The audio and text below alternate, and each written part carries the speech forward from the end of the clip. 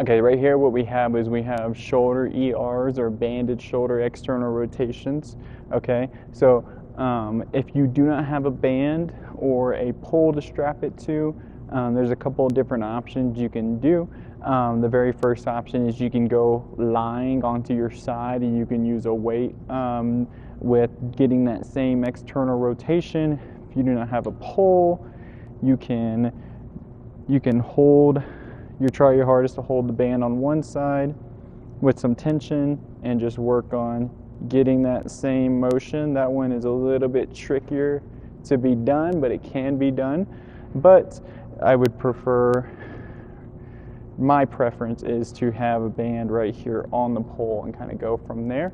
So a couple of mistakes you'll see people do is when they do these, they actually stand the same line as where their pole is. So it's hard to see right here, but that band actually, when I go into my external rotation, it doesn't have a direct line with the pole. Okay, so what I mean by this is you really want to make sure that when I'm right here and I find my end range, I want my fist to be the exact same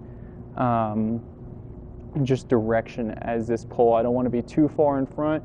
I don't want to be too far behind, as that starts to change the angles and just the different levers that my shoulder is going through, and we don't get as good of an exercise through this. So make sure that my fist is directly in relationship with that pole.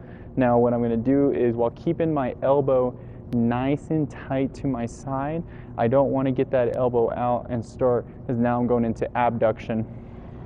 So right here, just get that tension at the end range, go down to the midline, boom, come right back out here. It's very subtle, but this is a fantastic exercise to help with some shoulder rotator cuff health right here. Just want to go as far as I can, my wrist stays locked, boom, and then you'll just switch sides. Might be a little bit tougher to see on this side, but you'll see my fist is directly in relation with this pole. My elbow right here stays connected to my side the whole time.